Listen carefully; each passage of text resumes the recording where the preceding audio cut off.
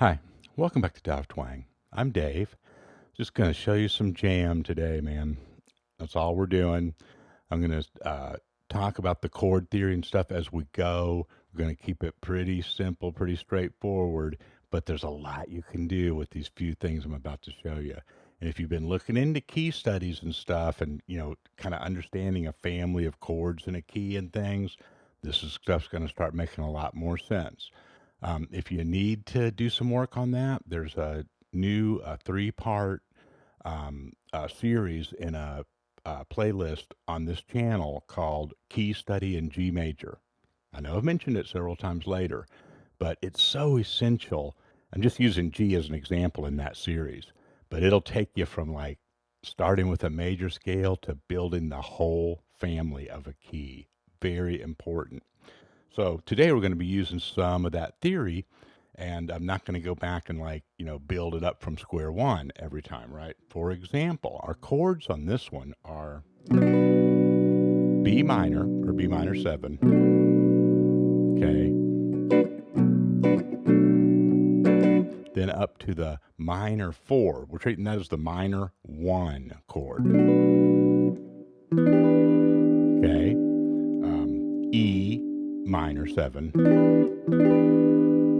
and then A7, a dominant A chord, A root. So I played along with the backing track there the first time around on the rhythm so you could see those chords. And I'll have some of this track for you to jam with at the end of this lesson. Now, real quick, and then we'll get right down to some jamming. If we say this is the 1 in 1 minor, okay, we're in a minor key, B minor. Our relative major for that, if that escapes you right away, go back and get into that key study stuff, okay? You don't have to look at it always in context of its relative major, but it's very helpful in this case because things I did, I sort of framed it that way.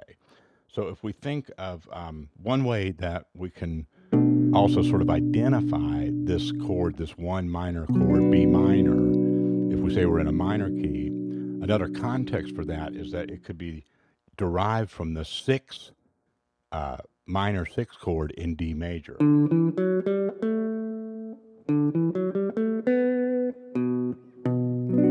Okay, then you can kind of just shift that whole major family around and kind of use that as a way to see what your minor progression is, right?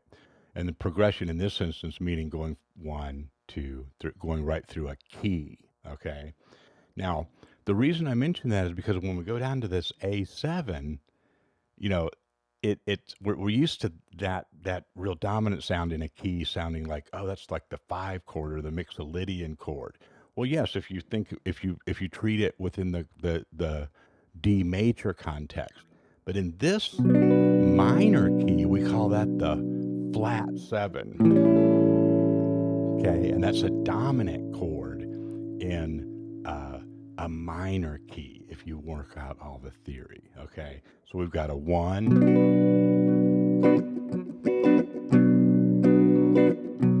1 minor to the 4 minor to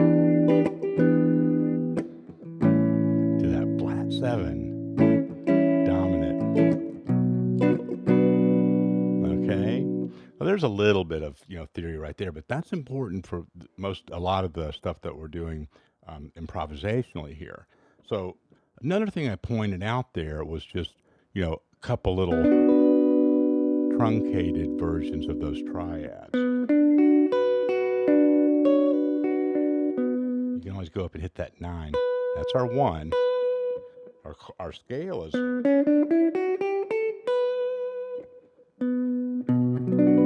okay.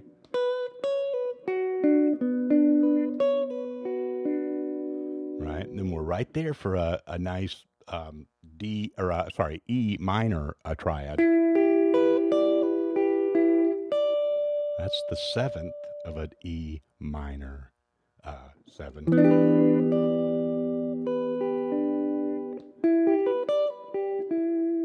So we've got we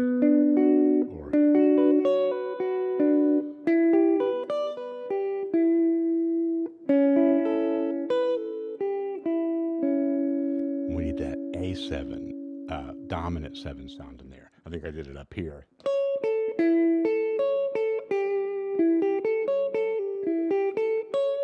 That's the A triad, right? Okay. And if we put the flat 7 on that, the dominant 7. Okay. So now just start taking a little inventory. Where are some of those hipper notes? 9 for the B minor.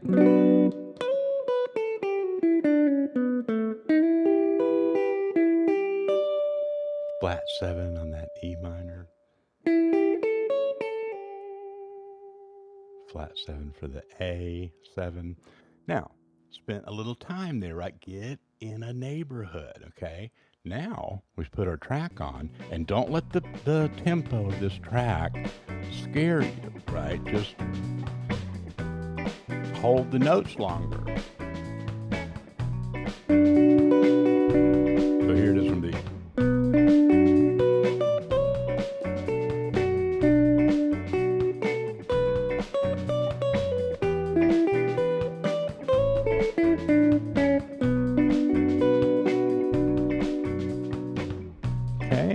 Now, we're going to stop it. We're not going to just take off and start, flying around all over the place, right? There at the end of that demo, I did some larger arpeggios, but the same ideas apply, okay? Pick a place where you can really isolate some smaller ones, just some simple triad shapes.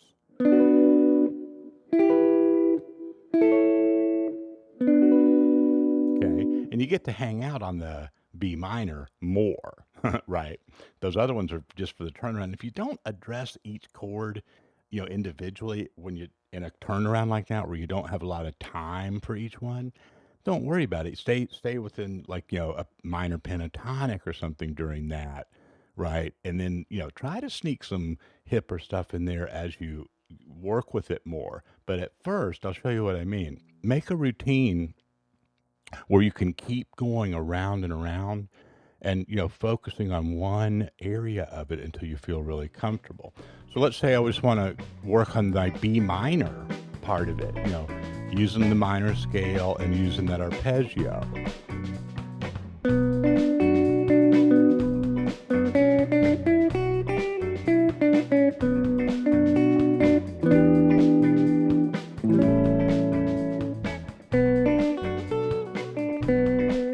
Okay, there's another little location for a minor triad, right?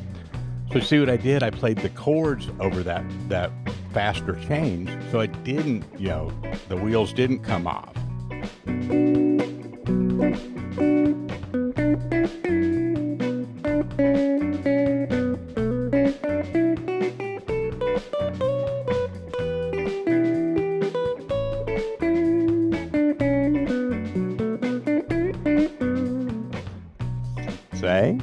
Now, we're going to put in a little bit of that blues scale, and that's kind of putting it all together, right?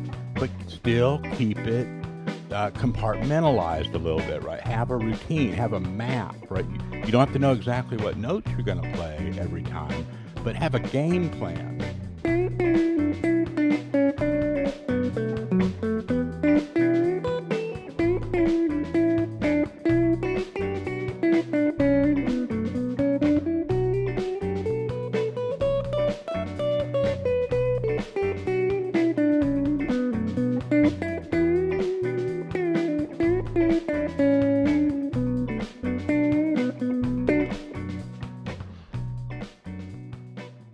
Okay. Now you can see I was really trying to, follow the directions that I just gave you. So if you saw my, that was like my thinking look, right? I wasn't really like, that was my skunk look, right? That was like, he's thinking about this, and, in simple ways, but, that's what you need to do. And then you start to notice, oh, okay, I was on the 9 up there a lot for that B minor. I like that. There's some tension there.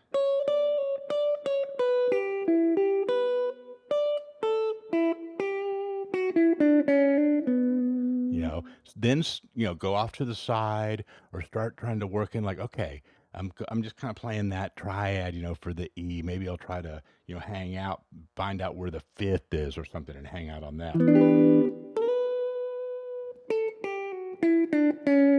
There's the 3rd of the A7, isn't it?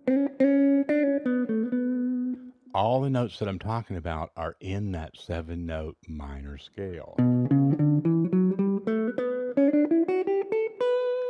But when you lean on them over the chords, and especially if you use like some of the upper extensions, like the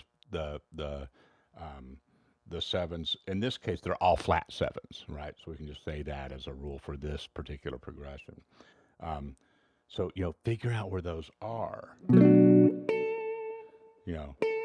What they are, which would be a whole step down from the tonic. So for B, it's A, right? For the E, it's going to be D. Even though the sound went up, that's the flat 7, right? And then for the A, it's going to be G.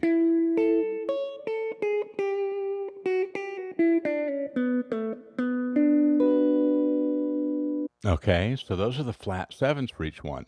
Then, you don't want to try to take too much of this on at once and just get bogged down with it, right? But you could put the track on and say, okay, what if I just kind of go after that? I'll look at kind of the roots and my triad stuff and just make sure I put a flat 7 in here for any one of those or all of them here and there and see what that's like. Go slow, even though the tempo is a little higher.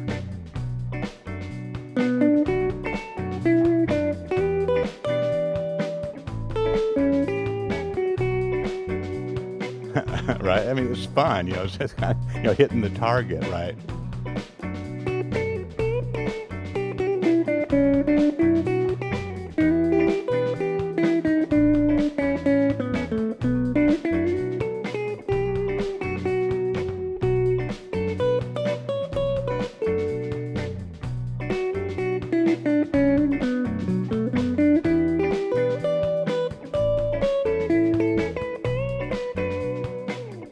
Okay, so I'm going to leave it on, and let's say we do the same thing for the 5ths, right?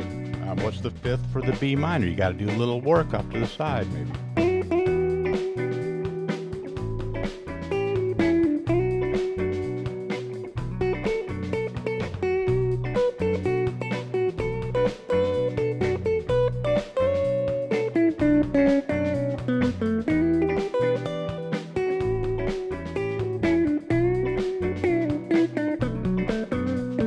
Okay, that was the 5th when it went to the E minor.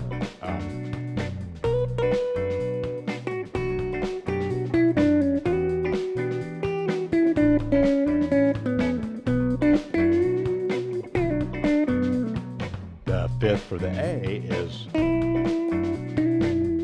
that E.